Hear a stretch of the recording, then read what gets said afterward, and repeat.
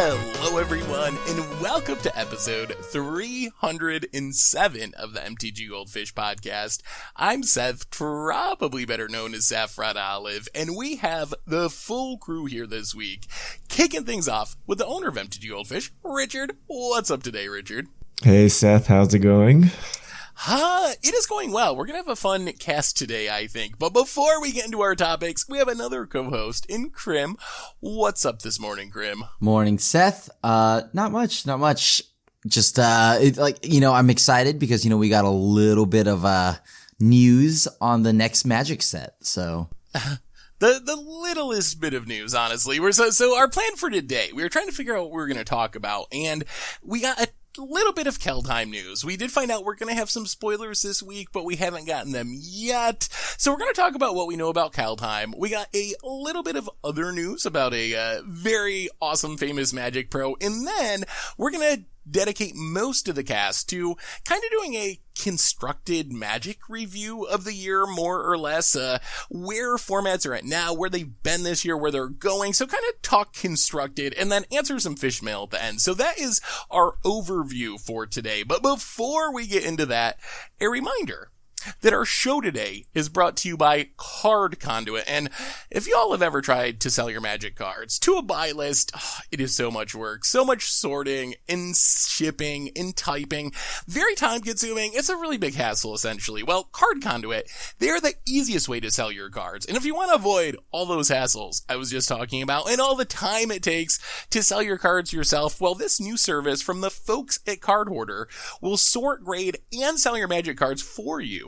And once your shipment is processed, you'll receive the proceeds minus their fee. And right now, you can get a 10% discount by going to cardconduit.com/goldfish. So thank you so much to Card Conduit for supporting the show. And let's talk some Magic. Let's start with our two shorter topics, and then we'll get into constructed after that. So first, we just got, like an hour ago, or a bit of Kaldheim news. So, Richard, what do we learn about Magic's upcoming set? We got like a month to go. What did we learn today about Kaldheim? All right. Wizards released a couple articles on the mothership introducing Kaldheim, and we have basically a bunch of artwork from the set. We know that Kaldheim sneak previews start tomorrow. They're going to have a couple sneak previews before the holidays from December 15th to 17th. The official preview launch, I guess, is January 7th, and January 28th is when the set actually releases. But looking at the art, we see Viking stuff. We know that Tybalt and Kaya are returning. Kaya sporting a new hairdo. And then we have two new planeswalkers they've introduced. We have Nico Eris, the first non-binary planeswalker, and then we have Tyvar Kell, an elf, green-black elf, Lord of the Rings looking dude. So we got two new planeswalkers, a lot of art, and then, previews will start tomorrow when I guess they're going to drop some planeswalkers on us because they usually do that before the holidays. Yeah, I mean, we don't exactly know what sneak peeks mean. They said they're coming from actual metal bands, apparently, are going to be showing stuff off. They mentioned art, they mentioned some teasers, they mentioned some actual cards. So who really knows what's going to show up this week? But I gotta say, seeing the art from the set and hearing the description from the set has made me even more excited. And this was already one of the, at least out of the standard sets, coming next year that I was most excited for. So it's even more exciting now, I think, kind of seeing the art, seeing the planeswalkers, hearing references to lots of bearded characters have been promised. So, so I think this set's going to be super sweet. And I'm excited to see what the previews show off. What if everyone's beard looks like Vince's? Like, what are you? Oh, no. Or mine. They're Vikings. But Vince's beard has some good qualities. I will give him that. It is a nice, kind of tame, well-maintained beard, but it is not a Viking beard, so I'm not too worried about that. Yeah. Yes, you have the most trimmed beard I've ever seen. I mean, yes. Thank you. I'm glad it's very well kept. So well kept that it's not there. I love it. Also, this set is looking like, I'm just happy that we got this metal font back. You know what I mean? Like I was really hoping that they would continue giving us more like cards like this after seeing the secret layer. And yeah, this is going to be cool. Also, I am in love with this new Kaya art. I think she looks like a total badass here. Like, I mean, you know, the main artwork I'm talking about, right? Where it's like her holding her double axe. Yeah. Yeah, dude, that looks so sick. And like, there's like, so far the artwork that I'm looking at looks really cool. A lot of it does kind of look to me a little like a little, I don't know, World of Warcrafty. When it have you like, and that's not just it does, or you could look at you're looking at the Titan, aren't you? I'm like, is that Inferno Titan? Is that what is that? Is that some kind of Earth Titan? Like, come on, let's go. Like, what is that? It's like a molten giant or something like that. And there's even like a world tree, you know, kind of like Yggdrasil. I think I'm not sure if I'm pronouncing it right, but it's. Yeah. Oh no, you're right. You ruined this for me. It is right. There is.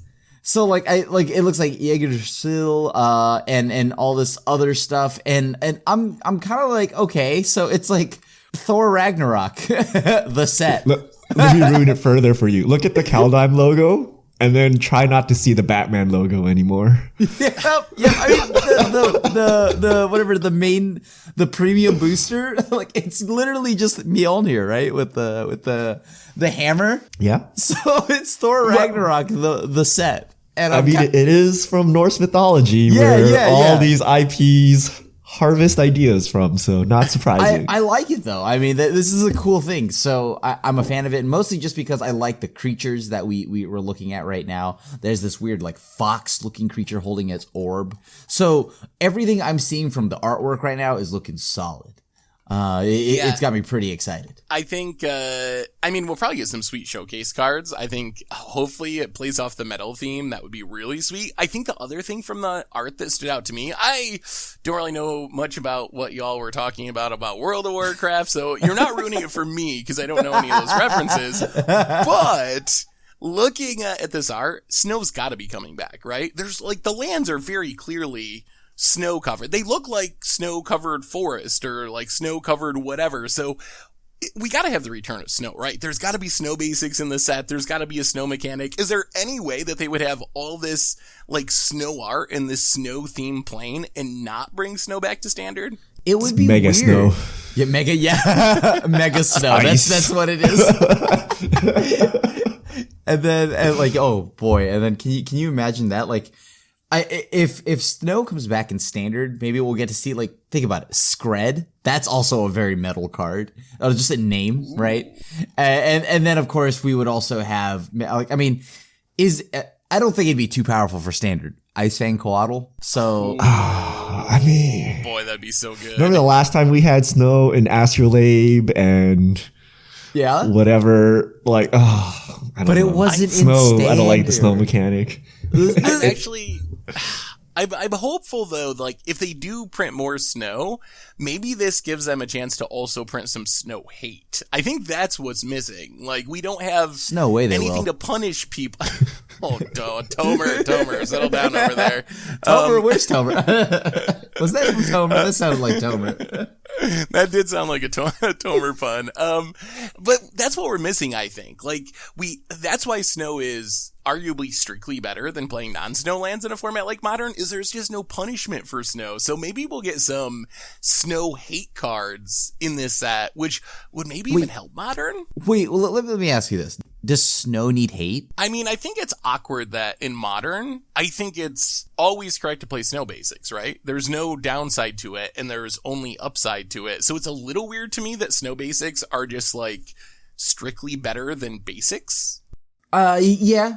I mean, like that is true. Like there is no downside to it, but I guess when I think of the upside of it, you know what I mean? Like, what do I have right now? But I mean, I haven't played Modern in a minute, so yeah. I mean, even just like turning on your Quaddle's an upside, like giving your Quaddle Death Touch, like when there's literally no downside at all, you might as well play Would snow you basics. use a card to turn off Coatl?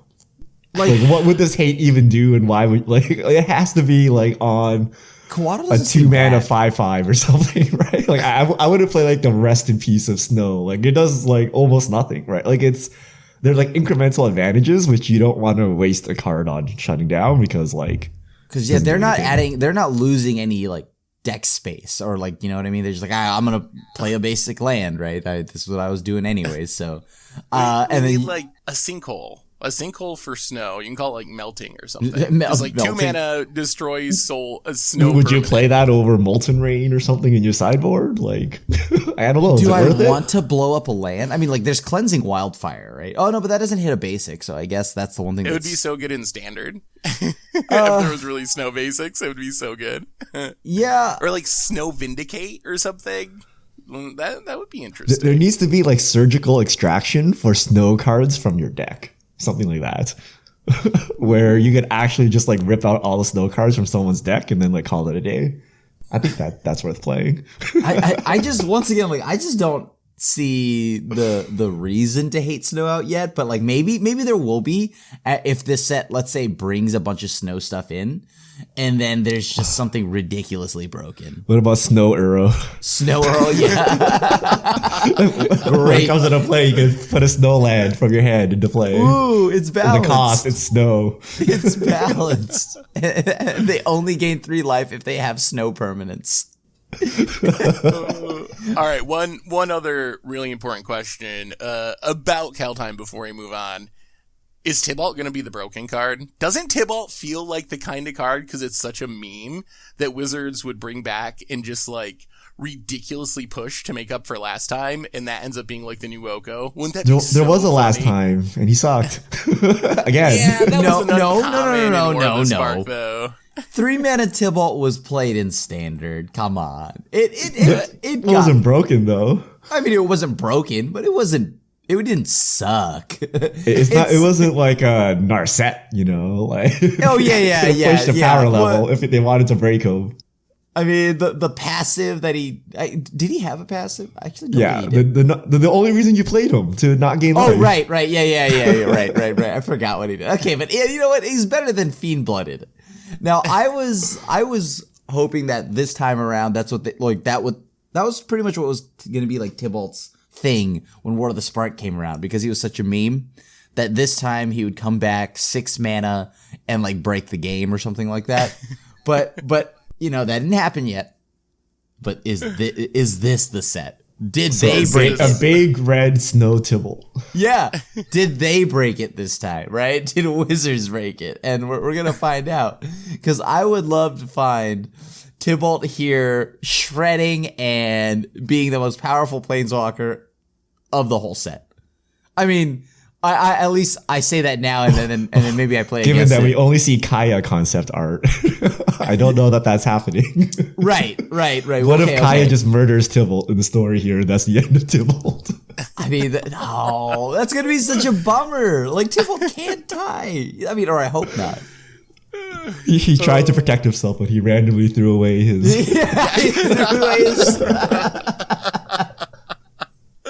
All right, so we will know more about Kaldheim soon. Over the next, I think, 3-ish days is when we're going to be getting whatever they're releasing this week. So keep an eye out on Twitter. If there's actual spoiler cards, we'll do daily spoiler video for them. So we'll let you know what's going on, and we'll definitely talk about them next week on Cast. What were you going to say, Crab? I was just going to ask you, do you think this now, because like if you go to the Mothership article, it talks about gods, right? And myths. So I think this means we're seeing more sagas again, at least from the myth side.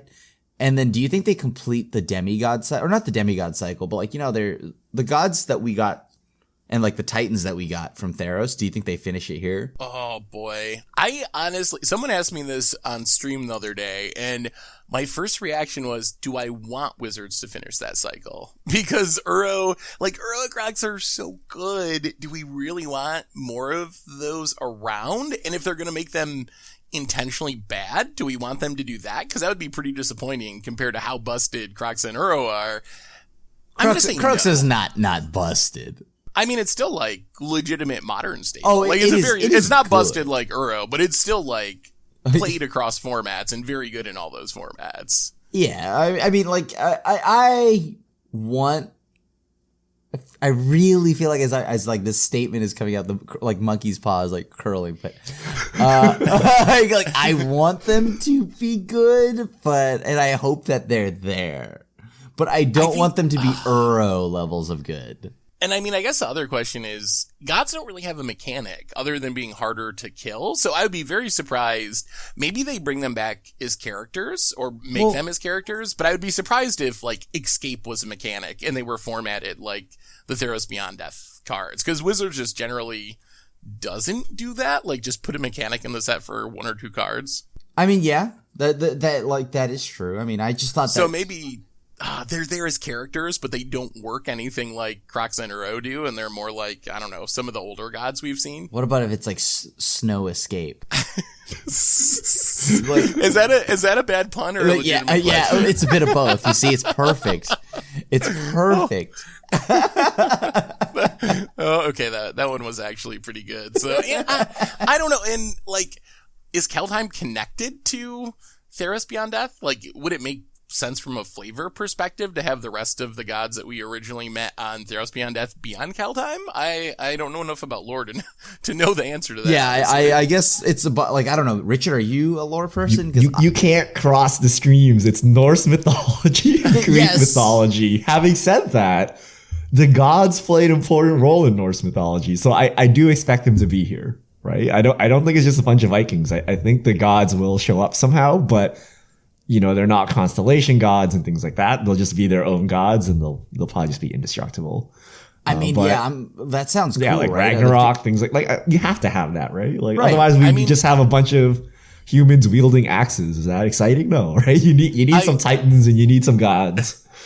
I'm pretty sure they mention gods in specific, so I think we know that gods are coming back. The question is what exactly they will be. I would guess they would be more flavored. Maybe they'll be new mythology than if you control 4 more snow permanents, it's on. Yep, that's it. I'm just like, because I think this would be a great plane to have like a super metal Phanex art, but I mean, I guess of course I want that. Klothys, because we only got Klothys and a few others this time around, so it'd be nice to see like more, but I guess they could just make newer gods, and that would also be sweet. All right, so let's move on from the world of Kaldheim to a little bit more news. Paulo, PVDDR, this week won not just best Magic player in Brazil, but #1 overall esports player at a national esports award show, which is pretty awesome. Like, I don't know. What do you think of that? I mean, obviously, huge congrats to Paulo. I was mostly just shocked because I didn't realize that Magic had enough pull as an esport for any Magic player, even one, you know, as established and accomplished as Paulo, to actually be competing against Fortnite players and League of Legends players and everyone and come out on top. So, were you surprised at all to see that? I was very surprised. Not because like, you know, oh wow, like, you know, PV doesn't deserve something. It's like PV's very good, right? I was more so surprised that there was a category for that. Do you know what they kind of like go off of when it comes to like determining who wins that that title? Is it like winnings, earnings? I actually don't. I would assume it's not earnings, because I would imagine a Magic player would never win compared to some of the more PV is high consistent, value games, right? With another year, it's not a lifetime achievement, right? It's esports. It was for the year, right? I think. Yeah, like lifetime earnings maybe, but I have a hard time imagining that the top money winner of Magic this year is anywhere near the top of esports overall this year. Well, I mean, it depends on, I guess, the Brazilian scene. Like, I don't know anything about Brazilian esports or like what they play there. Maybe Magic is one of the bigger games in the scene, or I don't know, maybe the contenders in the other esports just did not do well this year, so Paulo was just there to scoop it up. But you know, Paulo is one of the greatest Magic players of all time, so having him represent Magic to the Brazilian community is super cool, and it's cool that we can notch a win against other titles somewhere. Yeah, you know, like, did the H game make X billion dollars this year? Don't worry, right? Did you win esports player of the year in Brazil. Like, we got one, right? Yeah, so congrats to Paulo. That's like Yeah. super, super awesome that he actually came in first in that. So exciting Magic news. Anyway, let's talk about our main topic for today, which is kind of a bit of a constructed review of 2020 in the Magic world. And so let's start with Standard. And I think the question here is, as Richard so aptly put it beforecast, his Wizards finally killed Standard. Richard, what do you mean by that statement? All right. Across the board, every metric we can look at, Standard is not doing well at all. Twitch views, YouTube views, people reading, writing articles, making decks. This is not just across MTGGoldfish, but across like all of the Magic community. People are just not interested in Standard. People don't care about Standard. Everyone seems to have shifted their focus onto Commander, which kind of makes sense given that Commander Legends just released. But has Wizards finally done it, right? After like 2 years of bad standards, after, the death of pro Magic, it's been a while since organized play made any kind of sense to anyone, to aspiring grinders and stuff like that. And the focus on Arena and then the focus on Commander, Commander has grown a lot. But did Wizards actually get new players, or did they just convert all the Standard players into Commander players? And then, leaving basically the husk of Standard left over. So we're gonna do a review of Standard this year, see how it goes, and then we're gonna talk about Pioneer and Modern, and those other formats are also not doing too well. But if you guys recall, so 2020 has been a long year. 2020 Standard started with Theros Beyond Death in January. And then we had Ikoria in April. And along with Ikoria, we had the wonderful companion mechanic, which came out. And then in June, the companion mechanic was changed. On release, you could just get a free card in your hand. Now you have to pay 3 mana to put it in your hand. Agent of Treachery and Fires was banned in June in Standard. And then following that up in August, that was when they did a clean sweep of the format. Cauldron Familiar, Growth Spiral, Teferi, Wilderness Wreck, all gone before the upcoming rotation. And then in September, we had the rotation and we had the release of Zendikar Rising. And Uro finally got the banhammer in September. For some reason, he escaped, pun intended, August. And then, he got hit in September finally. And then there wasn't really much hype for Zendikar Rising. Like, Standard is balanced, but the new cards aren't being played. And then it was overshadowed by Commander Legends. And that brings us to today, where people don't really care about Standard anymore. What do you guys think? Has Wizards finally done it? Like, years of short-sighted decisions against Standard, and this is it? We're all Commander players now? We're all casuals? Is that where we're at? I mean, yeah. Like, I think... So my question is what the more long-term is. I think right now, for me, there's very little doubt that Standard, even though... I would say it's decent right now. I don't think it's like greatest of all time Standard, but it's diverse. There's several different playable decks, which I think is a good sign that we've finally gotten to that point. But I think that we're still paying the price for Eldraine. The past 2 years. So yeah, really going back to Eldraine, or even you could argue like War of the Spark, M20, like we started to see the signs with Field of the Deads and Nissas and Teferis and some really busted stuff happening. And that really continued at least through Ikoria. You could argue maybe Zendikar Rising with Omnath, but outside of Omnath, this seems like it was pretty much in a fine place for Standard. But I feel like that's what we're seeing now is people stuck it out and waited and tried to make do with Standard through a ridiculous amount of bannings, a ridiculous amount of just horrible formats, with one deck being 50-70% of the meta, which no one really enjoyed. People stuck it out for a long time, but eventually people started to drop off and not care. And now, even though Standard is back to being, at least average and maybe slightly above average, it's going to take a long time for those people to come back. And I don't know if they will or not. Like, if you've bought a Commander deck and you've started playing Commander, maybe you just don't go back to Standard, or maybe you just play a little bit casually on Arena when you're bored and have nothing better to do, but don't really take it as seriously as you used to. So I'm actually not sure if Standard is going to recover, and I think along with bad Standards, it's also Wizards focusing heavily on the Commander format, printing a lot of cards for Commander, pushing Commander heavily,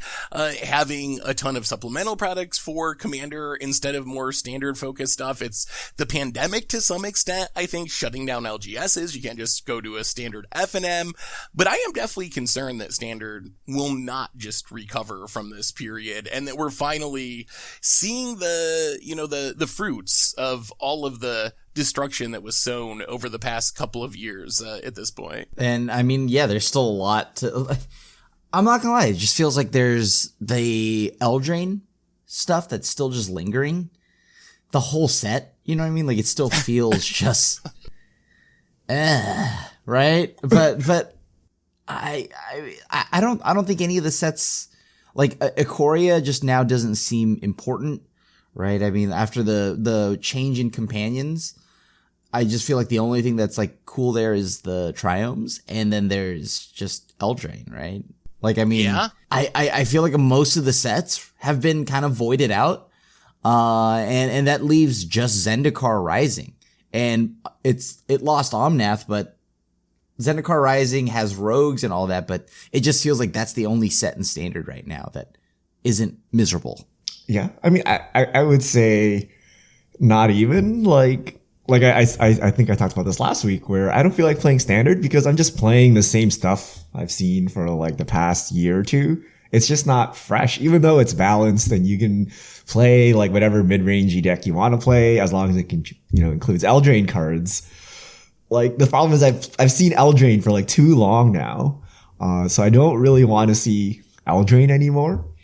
But I think also part of it is, I think it was like maybe like 2-3 years ago, I don't remember the exact timeline now, where they started changing, the platinum, gold pros, all of that stuff. And everyone was like, what is the route to grinding your way into pro status?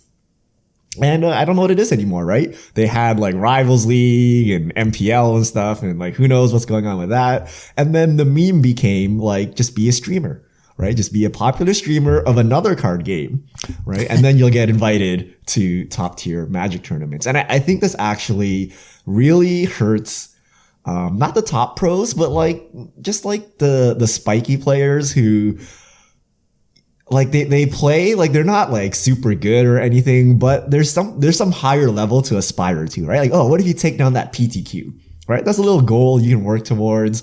Right? It's a fun thing to wake up on a Saturday, go to some strange location and try to play some Magic with like high stakes, right? And today what you basically do is turn on Arena and play the Arena Opens, but it's not the same experience, right? It's not the same. It doesn't feel as thrilling. It doesn't feel like you need to study and put the effort in, buy the cards, all those things. So I feel like just the lack of a grind and the lack of the Pro Tour and things like that is just causing people to not be seriously invested in Magic. Yeah, I mean, I think that is definitely very true. And even the Arena Opens, while I'm glad that we have, hashtag esports during the pandemic and they're making do, they don't really feel that much different than just playing the ladder. Like, if you ever watch someone stream one, like, really, you don't really see any difference. Part of the cool aspect that I always enjoyed of watching like Grand Prix, for example, or Pro Tours, is you get to see really good players playing against other really good players, your favorite players maybe. When you watch an Arena Open, yeah, you get to watch a streamer that you choose, but they're kind of just like playing against faceless random people, which to me makes it feel very similar to any other Arena stream. Like, if you just sat down and streamed the ladder for a few hours, that's not really that much different. So I definitely agree that people not having something to aspire to is definitely an issue, especially for a format like Standard. Like, if you don't have the opportunity to try to like PTQ, or the system's too confusing for you to care about, to try to like grind your way into whatever we're calling Pro Magic at this point, why not just buy a commander deck? Like, if you are going to be forced to be casual either way, you're going to have a lot more fun casually playing commander than casually playing standard. I love commander, so I mean it's just so much more fun. Because I think it's because also you get to just do whatever you want, right? And I don't think you can do that in the standard. Like Richard's like, oh, well, make sure whatever you're playing has Eldraine cards. And yeah, like it's a lot to ask from standard, right? But I would say that, I don't know, standard just feels, it's like balanced, but it's just boring. It's not fun, right? Yeah, like it's just flat out boring. Mechanically okay, right? Like there's nothing outrageously broken or anything, but it's just not enjoyable. Yeah. So, and I think a lot of that is the sameness of it, that we've just been seeing these same decks for so long and the same cards for so long that it just gets old. And that kind of brings me to, I guess, maybe some ideas for fixing it. I am still a supporter of maybe having 2 rotations a year rather than 1 to try to get rid of, you know, the sameness of it, where you're seeing the same cards over and over, having a faster rotation, especially now when no one's playing paper anyway. The last time we did this, I guess the outcry was, oh, you know, I bought this deck for however many hundreds of dollars, but now I can't use it for as long. That's not as much of a concern on Arena, where a huge percentage of people are free to play anyway, so whatever.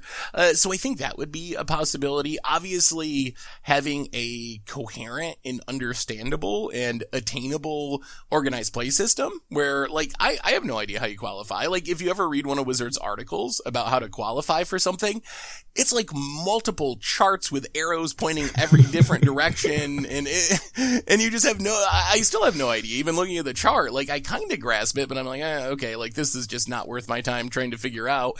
The other thing that makes me a little hopeful is it does seem like we have some sweet sets next year. Like, Kaldheim looks sweet.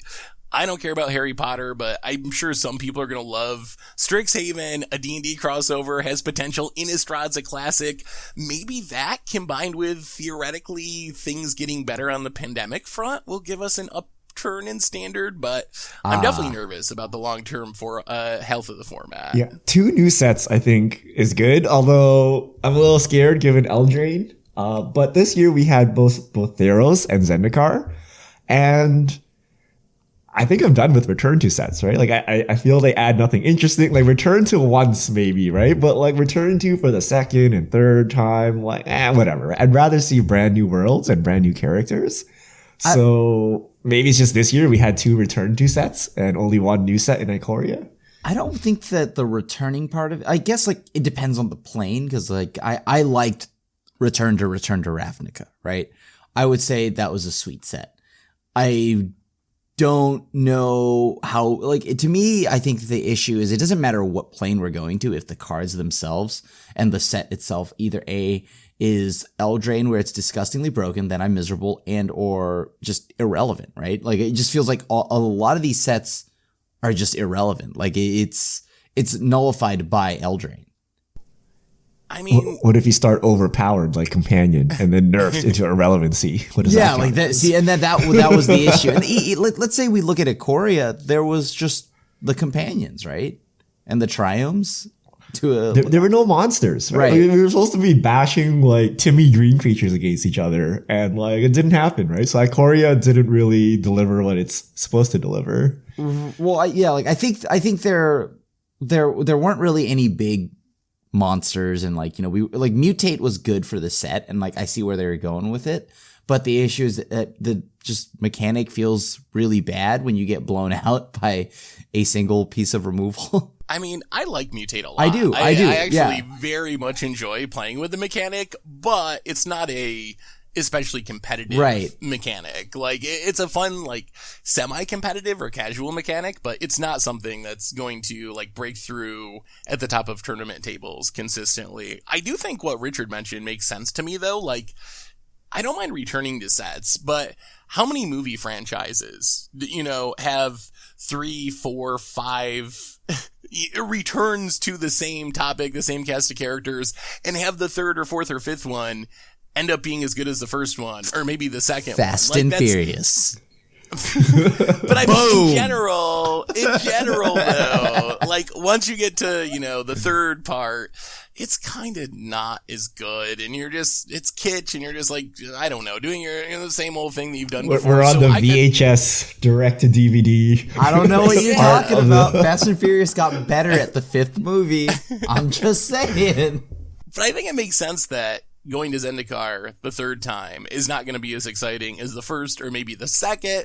So I'm not against returning to planes. Like, I think returning to Kamigawa or like Alara or something is a one-shot thing. That's probably sweet. But I do think going to the same plane every 2 or 3 years, rinse and repeat, eventually it's going to be hard for the new versions to live up to the old ones, even if they're beloved planes like Zendikar or Innistrad. I'm a little nervous about Innistrad 3 this fall. Like, is that going to live up to the first one being one of the best sets and most beloved sets in Magic's history? Or are we just going to be sad because now Innistrad is, not as fun as it used to be? The only set I'm looking forward is Return to Eldraine. Oh, please. We can live also known as like Vintage Masters. I am really upset too, because like that about the idea of Eldraine and whatnot, because that takes the slot of a chance of like what, Return to Lorwyn. Right? I don't know. Can we still have a Lorwyn set? Like, if we're gonna return somewhere, I'd like that. But will then that just be too close to Eldraine? I mean, yeah. I wouldn't mind returning to Lorwyn just for the art. Lorwyn has some of the most unique art, I think, in Magic. Like the lands. Sure, we're gonna get that art though, or are we gonna get the new Magic art, and only in your collector's boosters will you get the original Lorwyn art? Oh, how or maybe even Secret Lair collector's boosters, and hear me out, normal art. So what? So you essentially now have to pay $30 a booster to get basic art. Maybe we'll get back to the point where people actually value the normal art higher because it's so hard to get compared to all the special versions and extensions and foils. Anyway, we got other formats to talk about. Any other quick standard thoughts before we move on to Pioneer and Modern? One more standard thing I want to check with you guys. Yeah. And we flirted with this topic before. Maybe this is going to go way too long. But do you think Arena has killed Standard? So if you guys remember, like several years ago, Wizards, we used to publish match data on Goldfish, and Wizards reached out to us and said, hey, you guys are solving the metagame too fast. You're ruining Standard. Please remove the data or we'll just block the way you're getting the data, which is basically Moto replays. So we said, okay, cause they're going to block it anyway. And then they blocked it anyway. So you can't get that data on Moto. But Standard was being solved too fast. Now with Arena, like literally hours after a set has come out, like thousands, hundreds of thousands, millions of games have been played, and the data is all out there. Like the format is solved. Have we become basically like every other game where every patch, like an MMO or something, every patch you go hardcore for like 5 days, grind all the new content, and then you're out of things to do. You put the game away, wait another 6 weeks for a new patch update. And in Magic's case, that would be a new set. Is that where we're at? Is that why there's no hype? People just play Magic for like 5 days, then that's it. Then they go to some other game and then they play that and they come back in 6 weeks when there's a new set. I mean, yeah. Well, sometimes it comes like there's like patches where you can still replay it though. Like there's replayability in that set in the dead time. But like I think right now it's so boring that it factors into it. I think if Standard weren't boring and whatnot, we'd still be playing it. Even if, right? Like I mean, if the game is good enough, like let's say like an MMO. Like the new expansion for WoW, I enjoy it, right? Usually I get bored of these things after an hour and then I just throw it away. I don't even care to finish the expansion. But I would say I'm having a lot of fun with it now, and there's a lot of replayability. And even if it's the same thing over and over, I don't mind it. So if we have like a pattern of play that is, though mundane or maybe like repetitive, but if it's fun, I can get down with continuously playing it until the next expansion. So if I had to say, what if each patch costs you $300, $400 to acquire? It already does. The necessary pieces to play the game. Would you even bother with this game? It is a very expensive MMO. Let's just go with that. If it's $300 to $400 every time, I'm also getting an out of body experience every time I log in. So, I mean, I think Arenas definitely plays a role in it. Like, I think it has to. We saw with Zendikar Rising, people figured out the Omnath deck literally during the preview stream. Like, that one day before the set released, there were people that essentially figured out the deck that would go on to break standard and need to have bannings. That's before the set's even live. That's within hours during a preview event with just streamers that people already had essentially salved the format, which is, just ridiculous. And that wouldn't happen in the past. So I think that it's clear that Arena definitely plays into it. And I think that people do play it that way. The other thing is, like, Arena has, especially now with paper not happening because of the pandemic, Arena has kind of made Magic into a video game, rather than whatever it was before. And I think the way a lot of people play video games is, you play them a bit, then you play something else for a bit, then you do something else, and then maybe there's a new set on Arena and you come back and try it for a bit. Instead of Magic being, I don't know, like a lifestyle, which it seemed like it was for a lot of people a few years ago, where you'd have people that's what they did all day, every day, or whenever they had free time for gaming, it was going to go in Magic.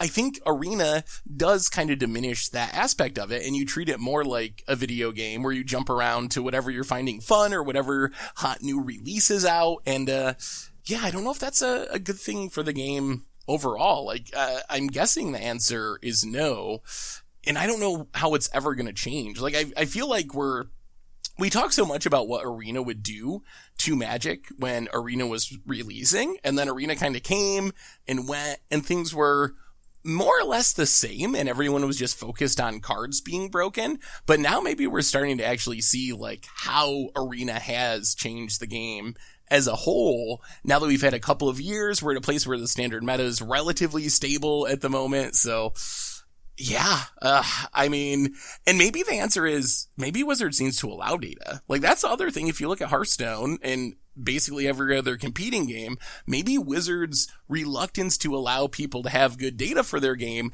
is part of what's leading to this salve format. If it's going to be solved in a day anyway, let people have the data, and maybe they can figure out something that beats the top deck based on having access to the data, because it's happening anyway. Like, the format's getting solved anyway, so what's the harm in putting good data out there? It can't make anything, worse, because solved is solved, and maybe it makes things better. Yeah. I fail to see Wizards being that progressive.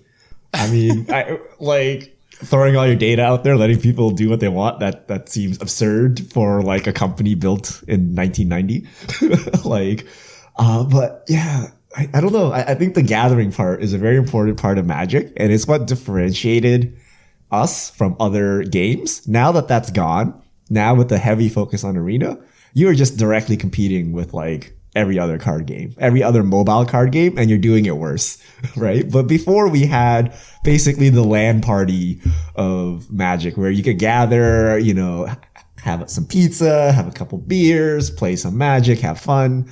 Now that's kind of all gone, and now you're incentivized to just play Arena. Everything's so expensive. Who can maintain a paper deck and an Arena account, right? So, and a commander deck.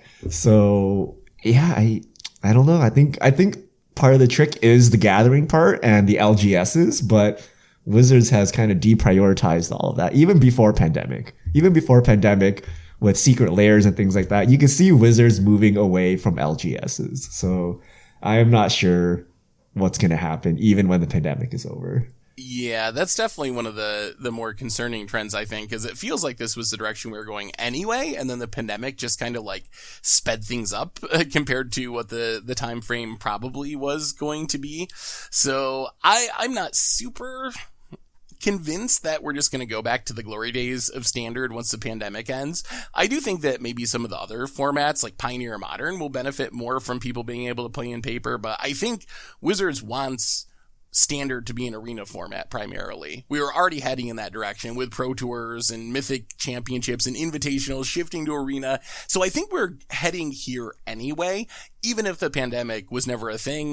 That just made it happen a bit faster, I believe, than it would have happened before. All right. So if Standard is dying, let's talk about dead. Is Pioneer dead? Pioneer, like, we can see the number of decks people make per format on the website, and Pioneer is looking like Frontier, guys. Pioneer was supposed to be the fixed Frontier. People are not interested in Pioneer. There was a surge for a while, like Pioneer actually outpaced Modern for a couple months, but now Pioneer just seems dead in the water. What do you guys make of like actually playing the format, and like why does no one care about Pioneer anymore? Oh, so I will say I think the Pioneer's on life support for one reason. The one reason I think it can recover. 1.5 reasons. One is I do think Pioneer got hit harder than most by the pandemic, and that really killed the momentum that the format was building like through last fall and the start of last winter before the pandemic hit. People liked it because it was cheaper than Modern, but you still got a little bit of that like eternal feel, so you could actually build decks to play in paper. I think the one thing that makes me think it might recover is Wizards' continued insistence that they're going to put Pioneer on Arena. Yep. And if Pioneer does come to Arena, that could lead to a resurgence. But I will say my experience was I was super hyped for Pioneer. A year ago at this time, Pioneer was my literal favorite format in Magic. Yep. I made a ton of content for it. We were playing it constantly. Theros Beyond Death came out. It released all the combo decks into the format. Wizards unbanned Oath of Nissa rather than fixing the problem. It went on for like 6 months, 8 months, and I know that Pioneer has improved now, and it's not like it was before they banned the 3 big combo decks, but that 6 months, 8 months, or whatever it was of the format being so bad that I just didn't want to play it, I started playing other formats, and I started liking Historic and Modern, I think, improved in some ways. So now I just never went back to it. Even though I know that it's in a better place than it was a few months ago before the bannings, I still haven't played a single like league of Pioneer. So I feel like Wizards' inability to quickly handle the problems from Theros Beyond Death really killed my interest in the format. Will I pick it back up someday? Probably. If it comes to Arena, definitely. But for now, I don't know. I think that long period of the format just being so bad really drove a lot of people away from the format, and some of the people like me just haven't given it another chance since that bad period pre-bannings. I mean, I tried picking it up, but like again, right? And it was fun for a little bit, and then I got paired against one too many Uro decks, and it kind of just looked like Standard's ban list, right? Like these are all the decks that got banned out of Standard, and now that's all I'm playing against. So then I just kind of put it back down again. I'm just like, okay, cool. Well, it really, I think if they don't fix that, if they don't get rid of the Uros, the wilderness reclamations and all that stuff, like it just feels like I'm playing Standard, or like this past 2 years worth of Standard, and that's just miserable to me. So I don't want to play against Uro. I don't want to play against the mono green deck that beats me down with Nissa, right? I'm just like, okay, I'll just go play. What format do I have? And that kind of just leads me back to Historic and I guess Standard, right? Because that's how I get away from Uro. Or maybe I just got to start playing Pauper so I can really get away from Uro and cards like that, because I know that there can't be a common Uro. So Commander, like if I get dealt with, if I see an Uro there, whatever, right? I mean, it's not as bad. But Pioneer also doesn't have the answers that I would have in Modern, right? Like a Path to Exile to deal with annoying Uros and things like that. So I don't know. I like Pioneer. I think it's a great format, and I think that if you just got rid of these 2019 cards forward, then, like maybe that'd be fine. Maybe it'd be like really fun again. Cause yeah, I think I last played a league about a month and a half ago, 2 months ago. So yeah. Yeah. The last time I played a league, I had to wait a long time for a match to fire. And then that's when I'm like, yeah, Pioneer seems pretty dead. And I think it's a problem of all formats, like Vintage, Modern included, where it doesn't matter where the format starts. Like nowadays, you're just playing 2019 cards forward, right? Like, oh, there's an Uro there, there's an Oko there. Like, what is going on? These cards get banned out of Standard because Standard is what Wizards pays attention to, but they don't get banned out of these older formats quickly enough, right? So you basically get tired of Oko from Standard, and then you see Oko in all your other formats. So you're and then maybe 4 months later, back to Standard to get away from Oko. They'll do something else, right? But at least the older form, like Modern, you could try playing like an older deck. Like you could try playing Tron and things like that. Pioneer, you don't have that option, right? The format doesn't go back far enough. So you're just left with like all these Arrow and Oko decks and things like that. And yeah, I think Pioneer is shelved until it gets an identity, right? And it can't be cards I did not enjoy playing with in Standard, such that they were banned out of Standard and are now only available in Pioneer. Like, that's not a good thing, right? So Right. it needs its own identity.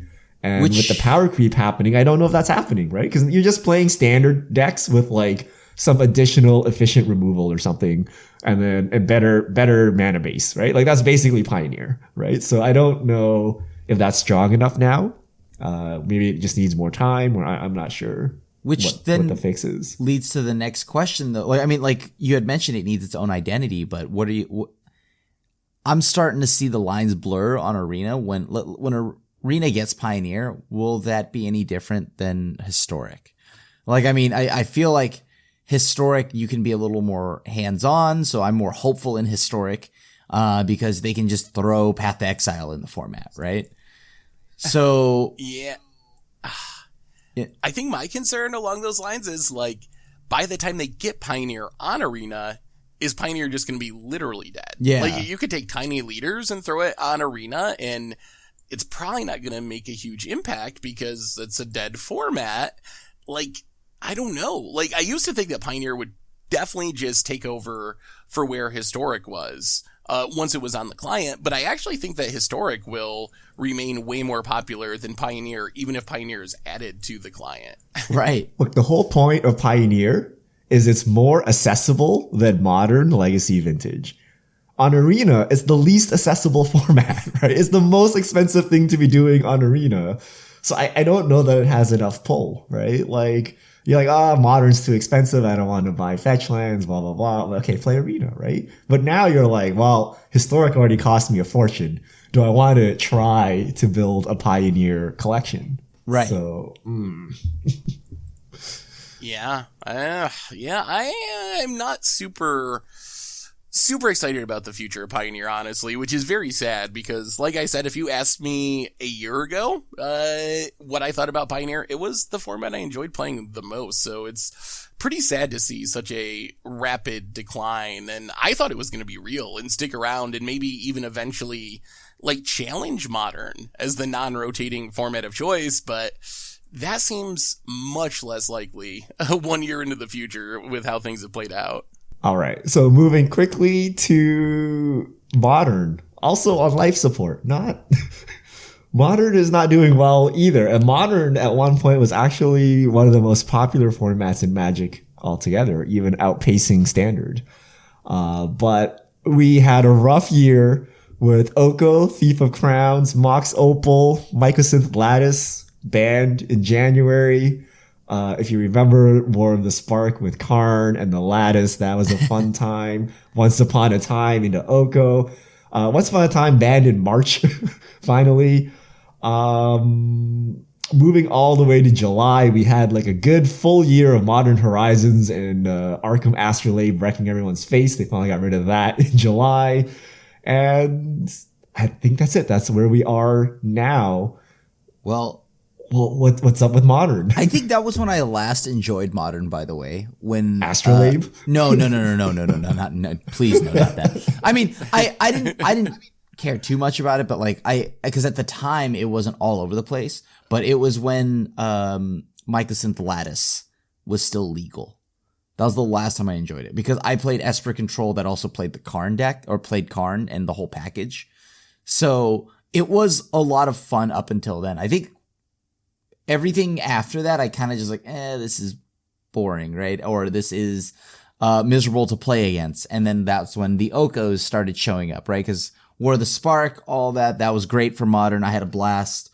And then Eldraine hit.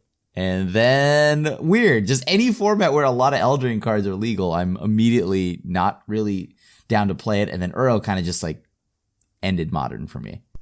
I'm still enjoying Modern. I don't think Modern's in a great place right now, but I still do enjoy the Modern format. And out of all the formats we talked about today, I think it is the one that I have the most long-term hope for, but it's going to take some things going right for Modern to make the recovery that I would like to see it make. It's gonna need some more bannings, I think.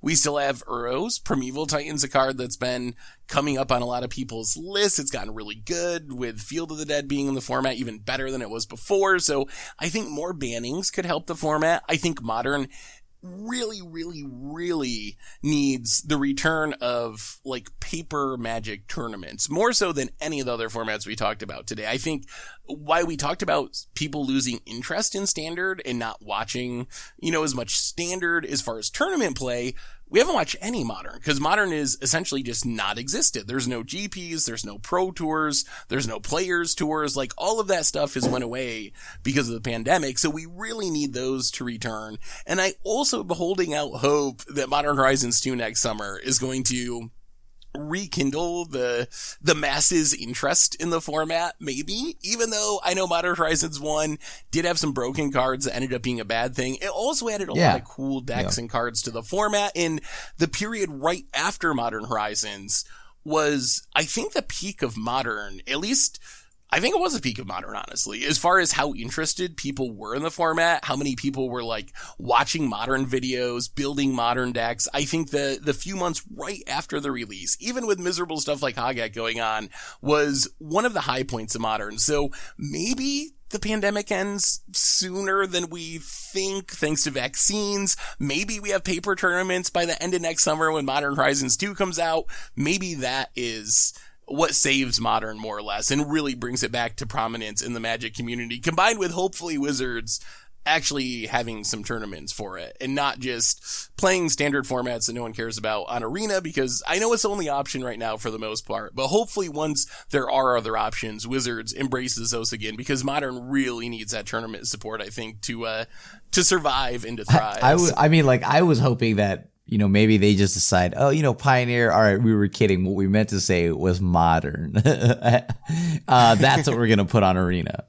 But that is so unlikely, because we haven't even gotten Pioneer Masters and whatnot, and there's even more sets to catch up to Modern, and I can't even begin to imagine how much money that would cost. Yeah, I think Modern's done for. And I think the reasons why Seth likes Modern, I think, are all of the reasons why I hate Modern now. Like, Modern Horizons 1 and basically Eldraine Forward have made it such that your deck is a rotating deck, right? I remember distinctly when we went to GP Vegas last year, I had Jund, right? This was right after Modern Horizons. And I'm like, let's see what I need to update, right? And like, my whole deck is obsolete, right? Like, I need to put so many new staples. You are playing Jund though, Richard. I think prior to this, the problem was you didn't have enough strangle roots. You needed more strangle root guys. That turned out to be the secret tech, right? Yeah. But prior to this, I could have a Modern deck and it could sit there for like 2-3 years. I could break it out and it would be respectable, right? Like, the format was slow to change and you could play your old deck. Same with Legacy, right? You could buy a Legacy deck 5 years ago, bring it out, and it would be decent. It would be good, right? And you can use your game knowledge and outplay your opponent and actually come out on top. Nowadays, you have to get all the latest cards. You have to get all the Modern Horizon 1 staples. You need to get all the Eldraine Forward cards. You're basically playing like a $3,000 standard deck, right? And I just don't want to invest that much money into a rotating deck. It's supposed to be this like set it and forget it, break it out once in a while, and it's still relevant, but it's not. It just rotates like standard now, except the card pool is big, the cards are expensive. Is the card pool big though? Because I mean, if it's just 2019 forward, yeah, okay.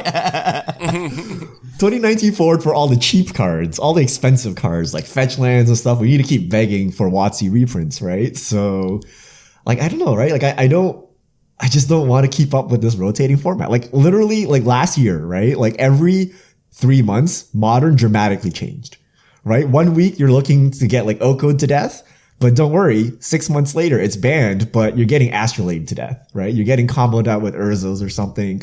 Did you prepare for the Karn combo, right? Like, it just changes too fast for this supposedly like old format where you can play all your favorite cards. So I dislike that, right? So Modern Horizons 2 will bring a bunch of new staples to the format. We'll rotate Modern once again. John will suck again, and then we have to buy new decks, right? And it's just too expensive. Yeah.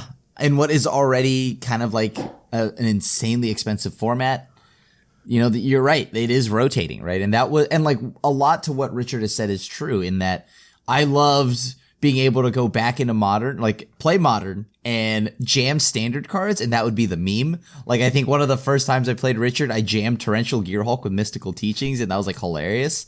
But that got me. Yeah. Like, Mystical Teachings, get Gearhulk, do all the shenanigans, and it was funny, right? But now it's actually not that crazy. It's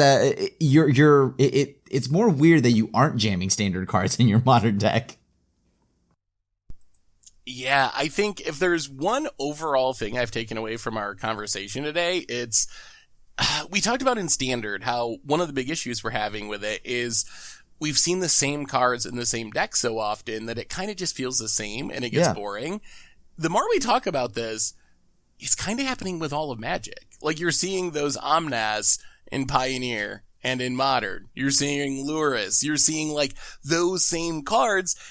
All of Magic, in some ways, is starting to get the sameness because of the bustedness of the cards printed in the last year or two being so good that they're at the top of every single format.